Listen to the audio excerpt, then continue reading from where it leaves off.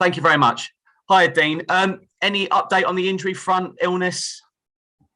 We've got Todd Campbell's back training. He trained Wednesday and Thursday. So he's back available for the squad. Other than that, injury-wise, no one's come back. Nobody else injured from the game on Wednesday. That's great news on Todd because he keeps getting linked with a move away. But surely you can't lose a player like Todd, can you? No, I mean, at the moment, he's had a stop-start, certainly in terms of playing since I've been here. You know, he wasn't really ready for that first game when I put him straight back in.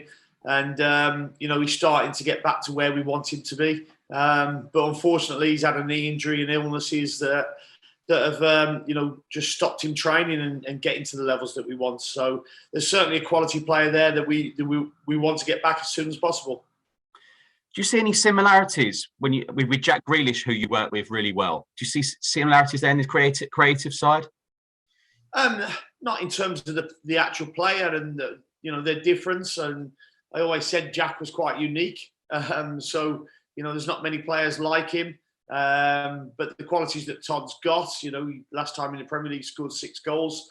We know he can score goals. We know he can create as well. And the biggest thing we need to do is get him back to them levels. Everton, I hate the words must win, but it looks huge, doesn't it, Dean? Everton, because they're not on a great bit of form themselves. No, every game we play at the moment is a huge game. You know, the fact that we've lost 6 on the spin, we're made more than aware of that, obviously, and we're desperate to go and get a win.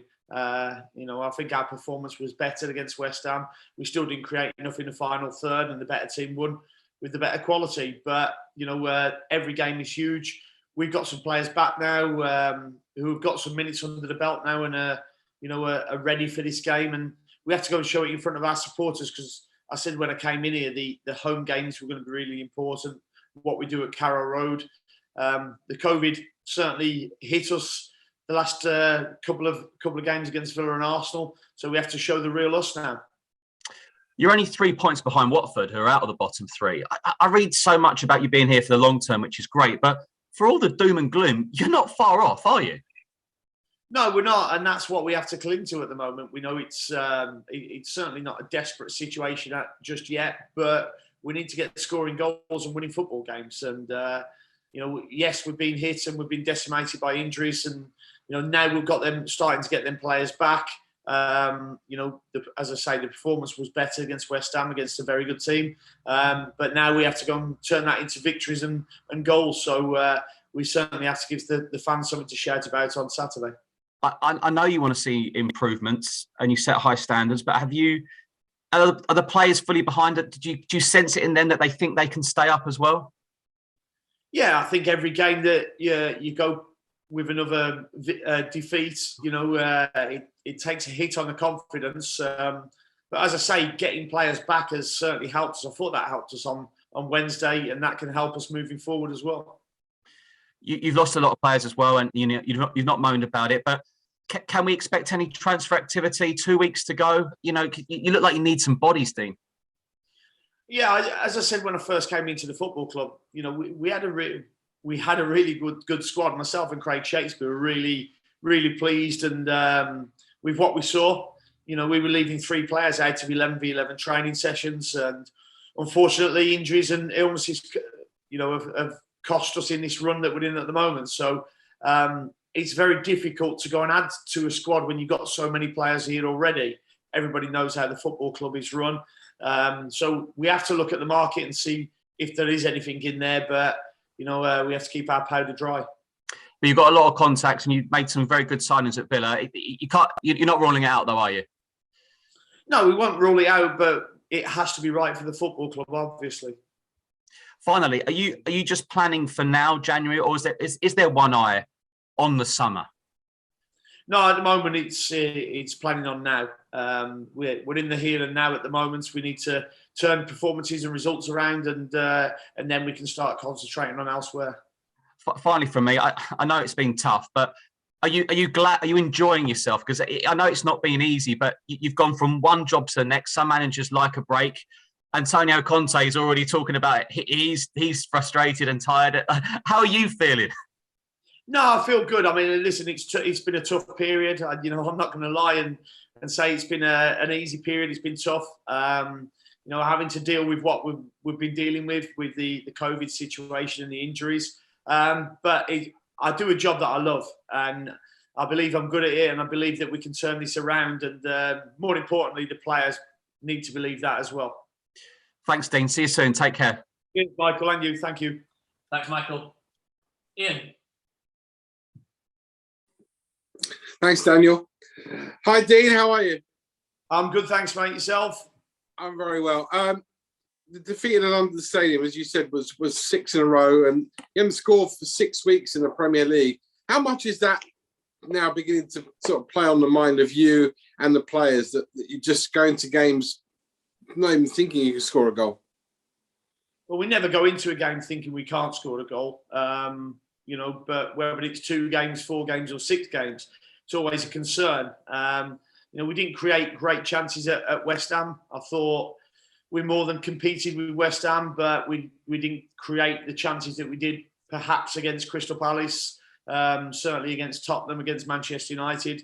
And that's the sort of levels that we need to get to if you're going to score goals at this level. How can you put that right? I mean, Timu Poo can go and hit as many balls as he wants in training, Colney and against goalkeepers or into an empty net. But how do you actually go and put that right on a match day? Keep working hard at the processes. We know how to score. We know we've done that. We know how to create, but you've got to go and create chances to score goals. We're working hard on the sort of areas we need to get the ball into and where we need to get the players into as well. I thought we got in some really good areas against West Ham, and our final ball probably wasn't as good as it should have been, or we never had the bodies in the areas that we needed to at that time. And certainly that's what we're working at the moment. Do the team need to gamble more in that respect and get more players forward? I mean, not worry so much about keeping things tight necessarily, but because if you don't score goals, you're never going to win games. Yeah, but if you concede them, you're going to lose as well. So there's a balancing act. We've conceded too many goals, and that's one of the things that we looked at straight away. We have to be a harder team to beat. Unfortunately for us, our goals have dried up, but they've dried up all season. We haven't been a free-flowing goal-scoring team. We certainly have to open up a little bit and probably take a few more risks now, because we're getting into that must-win games territory. To that end, how do you look at what happened yesterday where Burnley sold their main striker, or rather Newcastle bought Burnley's main striker for 25 million quid? I mean, you can't go out and do that. No, we can't. That's the league we're in. That's what can happen. And, he's obviously had a clause in his contract, and, Newcastle have hit that clause. You were talking there about still enjoying the job. I wouldn't say your opposite number on Saturday looks like he's particularly enjoying himself at Everton. Rafa Benitez. Talk about a man under pressure. He's had it since I wouldn't say I'm actually enjoying it. I don't enjoy losing, but it's an unbelievable role that I've got, and the job that you have as a Premier League manager is a privilege, and you have to work hard every day. The challenges are there for all to see, and it's tough for all of us if you're not winning football games. And there's only one winner on a Saturday out of the 2 managers. Are you surprised at how disappointing, let's put it that way, Everton have been this year? I mean, they had a good start. There's always going to be changes afoot when a new manager goes into a football club, and it takes time to work them changes. So, listen, I have every respect for Rafa Benitez. I think we've all seen what he's done, at Liverpool before and Newcastle, in keeping them in the league when it looked unlikely they were going to. So, I'm not quick to judge on performances, because I'm not there every week and not watching them every week. Of course, you won't face Luca Dean. He's gone to your old club, Villa. But you will meet up again with Anwar El Ghazi, someone you know pretty well. Yeah, I saw Anwar had gone there on loan to the end of the season, so it'll certainly be nice to see him. But I hope he doesn't have the best of debuts, as he won't be too happy for me to say. Last one, you were I won't say really vocal, but you made your point about the fans the other day. Some of their sarcastic tunes, songs, and maybe they need to really unconditionally get behind the team. How much at Carrow Road against Everton do they really need to do that?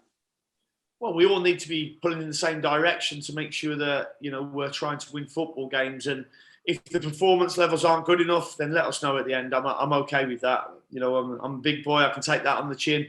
But I want to see that togetherness from all of us, because we've got an honest bunch of players here. And yes, we might get beat by better quality teams at times, but we certainly will give it everything we've got. Because I've always heard throughout the 30 years I've done this, from managers and players, the crowd are our 12th man. And obviously I've never been out on the pitch to experience that. But how much can they be your 12th man? Yeah, well, our first 3 games here, I think everybody could see the backing that we got, the support, and it drives the players on, you know, against Southampton, Wolves and Manchester United. And unfortunately, we were decimated in the last 2 games against Villa and Arsenal, where we didn't perform as well as we could. And understandably, the crowd got frustrated.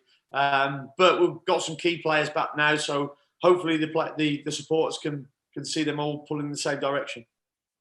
Great stuff, and as always, best of luck, Dean. Cheers, mate. Thank you. Cheers, Ian. Okay, we go to Jim from the PF League. Hi, Dean. Morning. Hi, Jim. You okay? Yes, not too bad. Can I just check in on Matthias Norman? How's he doing? Is he looking any closer?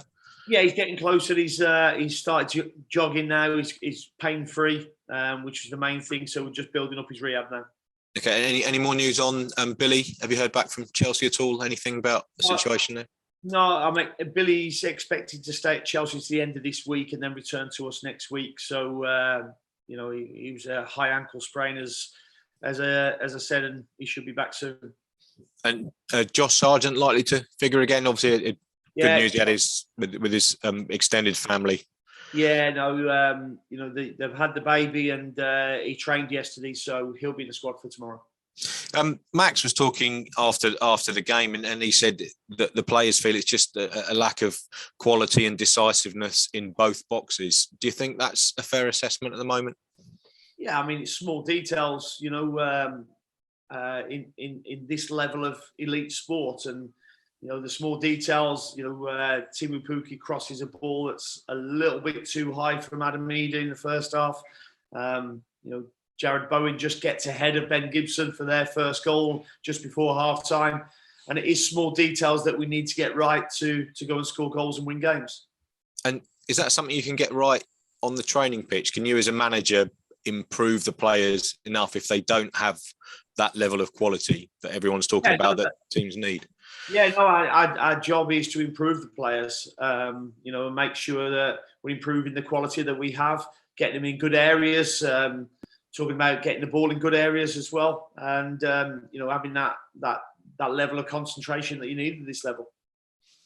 Because when you talk about having the belief within yourself and in the coaching team, how is it now able to get that across to the supporters? You talked a lot about, you know, needing the supporters on side, but maybe just to get that belief that you guys have in the camp to the people, not expecting to just turn up at Carrow Road and get beat again every week. No, well, we've certainly spoken in the dressing room about having a siege mentality at the moment, because, you know, we understand with the results and the run of results that we're on, that we're going to come in for criticism. That happens, you know, and you have to get on with that. But we want that siege mentality where we want to come out and fight it and try and prove people wrong.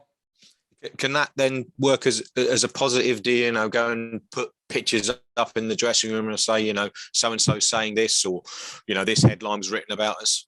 No, because I'm not bothered about what people outside say. You know, everybody will have an opinion, rightly or wrongly. You know, we know what goes on inside this football club. We know how hard we work, and we know, you know, the restrictions we were under for, you know, 3 of the previous 6 games. You know, we've got players back that we're coming back now, and when we've got them coming back, we need to go and prove what we are about. That's great. Thanks very much. Best of luck on Saturday. Thank you. Cheers. Thank you. Thanks, Jim. Michael. Cheers, Dan. Morning, Dean. Morning, Michael. Just a couple from me. There was a moment on Wednesday where Grant went down and it looked like he was holding his shoulder again, which might have been just me. But I mean, is there something that Grant is having to manage with his shoulder over these few weeks. Is that a concern, or is that just my imagination?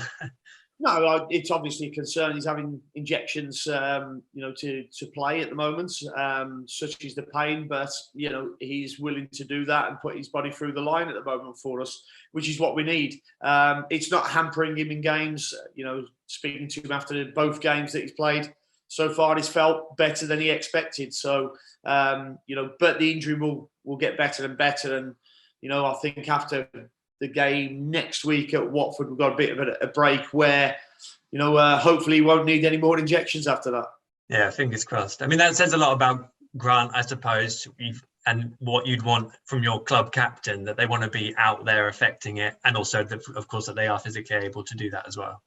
Yeah, I think it shows his character, and he's one to get out there and make things right for the football club at the moment.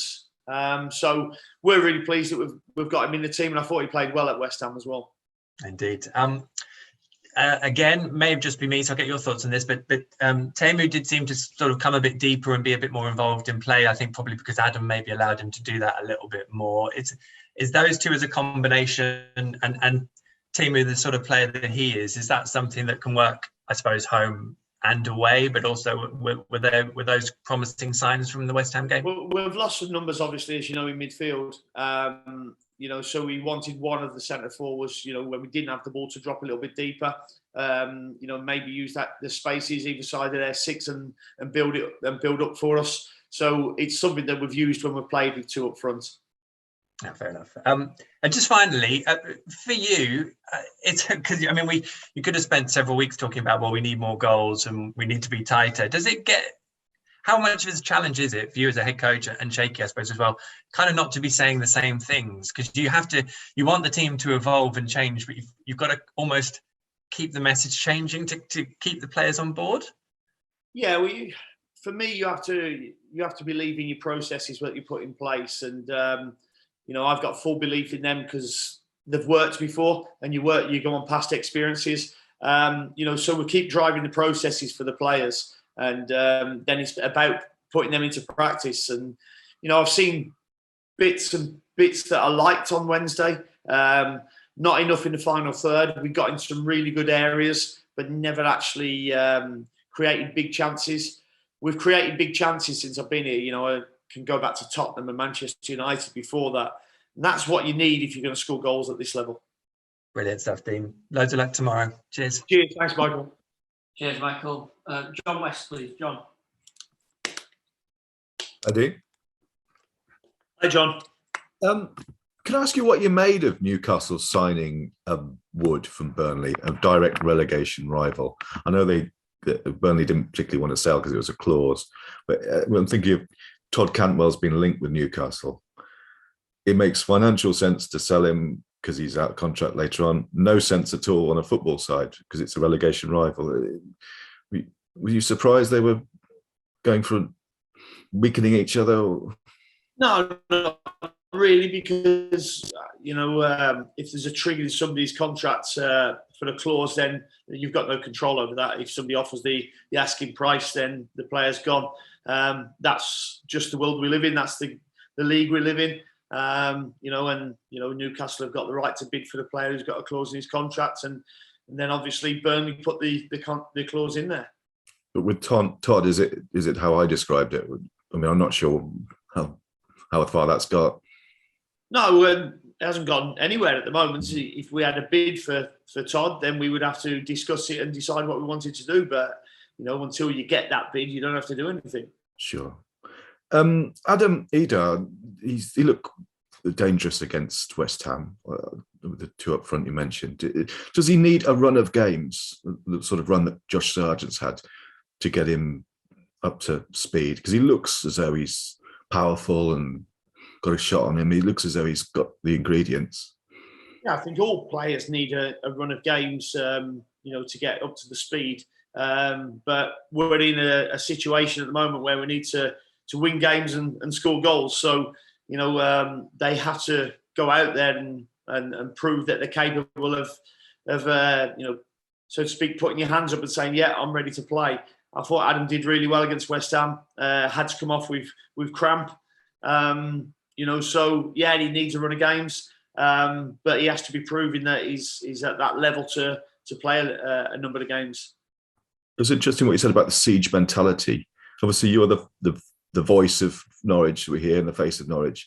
What has been the reaction in the dressing room to some of the criticism they've had and the need to win? Well, you can't get away from the criticism. We know that we're in a run of games and where we haven't won and we haven't scored, so we can't escape that criticism, and we never run away from criticism. But when some of it's over the top, which I feel it has been, I just felt that I needed to voice my opinion on it and support the players, because we've got an honest bunch of players, and a lot of people never know what's actually happening at a football club because they just look at results rather than the actual day-to-day running of a football club and what's been going on. So, as I said earlier, we've been decimated for 3 games. Aston Villa, Arsenal and Crystal Palace were poor performances, but we were struggling as a football team to get players out there to play. And I thought some of the criticism was over the top, considering we're one of 4 teams within 3 points of each other at the bottom. Have you got a vocal dressing room? Have you got leaders in there? Yeah, I feel we have got leaders. I think we need to go and create some other leaders as well within the group. And, that's why I put together a leadership group, and we'll continue to do that. Who's in the leadership group? Obviously, Grant and Tim Krul are experienced players. No, I mean, that's been voted upon by the players, so that hasn't been announced yet, but that's something that we've been doing over the last week or 2. Okay. Sorry, when was that? The last week or 2. Yeah. How did you do that? What did you say to them? So, I'm sorry, I'm being a bit thick here, but you have to spell it out to me. Well, for me, it doesn't have to be. It shouldn't be the coaches' leadership group. It has to be the players' leadership group that gets voted for by them. And obviously the captain will be, in that leadership group, and then we have certain criteria for others, and the players vote on that. Okay, no, that sounds a positive thing. Yeah. Hopefully. Yeah, well, that's what I'm hoping for. Okay, brilliant. Thanks very much. Cheers, John. Thanks, John. Paddy. Morning, Dean. Morning, Paddy. Are you well? I'm good, thank you. Sun is shining. That's a good sign at the start of the day, isn't it? I'll have to get me factor 50 on though. Yeah, a bit like me. Yeah, I'm not a big fan of the sun, but moving on.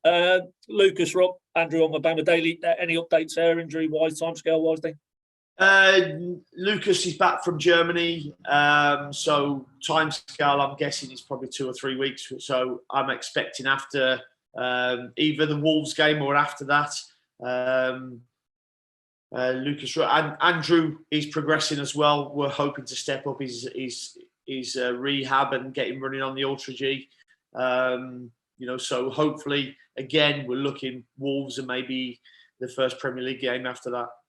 Okay, cheers for that. One on Cantwell. I mean, you've been asked about him today again. I got the sense after the West Ham game it's getting a bit wearing. Every time he's unavailable, people put 2 and 2 and make whatever number. Is that just we're in the January window and you've got to deal with it, or does it get to a point you get a bit sick and tired of it? No, I mean, listen, there's always going to be speculation within the window with your better players, as I keep saying. But I've been thoroughly transparent with what I'm saying. He had an injury and then he's been ill. I wanted him to travel with us to West Ham, but he came in and he was ill. So he got sent home. But he's trained the last 2 days. Okay, cheers. More broadly, in terms of the recruitment side of it, obviously, because things aren't where anybody wants them to be at this stage of the season, inevitably, we've talked already today about the criticism that's coming from various quarters, the recruitment and what was done last summer. That's obviously focus now for some fans. Within that, Stuart Webber, he's the figurehead. He's getting a bit of stick. Is that unfair for you? Yeah, it's unfair for me because, as everybody knows, getting into the Premier League is the hardest part. Is a hard part. Staying in it is even harder because of the quality of the squads that are in here. Yes, we also know we've come up with 2 other clubs. That some of them have got settled teams at the moment. We know we're not flushed with the sort of cash that Newcastle have just spent on Wood, for instance, from Burnley. So we have to try and work other ways, and that's what we've tried to do. And as I said, when I first came into the club with Shaky, we were really pleased the healthy squad that we've got. And I think our performances showed that as well. Unfortunately, when you get hit with 6, 7, 8 injuries to key players, it's going to hurt the top teams as well as ones that need their best teams out to compete regular. And on a much broader scale, I mean, as somebody who's been in the game as long as you have, how difficult is recruitment at the top end of the game? Because every club has got, all the data metrics they need and scouts all around the world now. There's no real hidden gems in leagues that we haven't heard of. Is it increasingly a really, really difficult aspect of trying to run a football club at the top end of the game? Yeah, it's tough because you're competing with so many. As you say, the metrics are all out there, the data's out there for everybody to see. So you are competing, against sometimes teams that have more to offer than you do. That's natural. But as I said, when we first got promoted at Villa, it was tough that season, and it's going to be tough this season. And have we learnt lessons from the time we were in? Yeah, definitely. The club have learnt lessons, but it doesn't make this league any easier. You've still got to. You still need adaptation for certain players, but we need to certainly get to a higher level to compete. Okay, and just one specific one. Has there been any sort of thoughts in your mind, the situation with George Hugill at West Brom? I see they've gone and brought in the lad DK. Has there been any talks between the clubs, or what's your sense in terms of what happens to him in the rest of this window? Because obviously I'm assuming there may be a recall option there from the club. Yeah, I don't believe there is. I've spoke to Andy Hughes, our loans manager, who keeps in touch with all the loans players, and I'm going to be speaking to Jordan over the next 24 hours, just see how he's finding it there as well. But as I said, I don't believe there's a release clause. But I'll have a chat and see how he is. Okay, fair enough. And then just final one.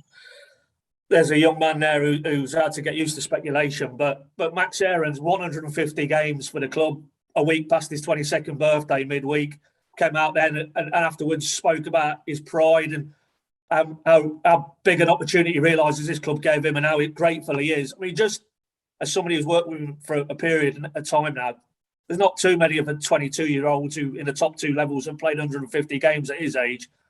What is he, in terms of his temperament, his character? Obviously, his ability speaks for itself. And then how far do you think he can go in the game? Yeah, he can go. He'll keep working hard to go as high as he can. He's coachable. That's the word I like to use about him, because he wants to get better. He wants to improve. I spoke to the England under-21 coach as soon as I came here, who worked with him a lot, and told me what a good lad and a good player he is.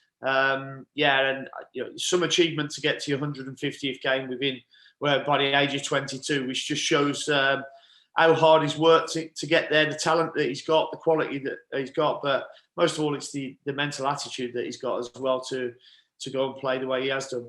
Brilliant. Cheers, Dane. Thanks for your time. Good luck tomorrow, mate. Cheers. Thanks very much. Cheers, Paddy. Cheers, Paddy. Finally, Phil Daly, please, from the BBC. Hi, Dean. Good to see you.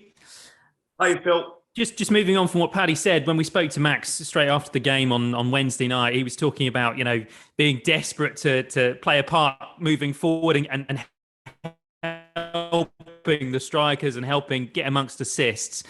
I mean, obviously that's the balancing act everyone's trying to get, especially with their fullbacks. But how important is it to make sure your fullbacks are helping out further forward while obviously doing their job defensively? Yeah, it's important because it's an area where you can go and create assists. He nearly scored against Charlton in the last minute as well. He with a good run that he had, nearly scored in the first game against Southampton. I know Wolves, their goalkeeper made a really good save against him. So he's got them capabilities, and he wants to get involved, and we're giving the license to, but also making him aware of his rest defending when the ball's on the opposite side of the pitch as well. Yeah, we were talking about 150 appearances for him. His comments talking about being so dedicated to Norwich City caused quite a lot of fans to, as you say, put 2 and 2 together and maybe come up with a different number about Todd. I promise this will be the last question about him.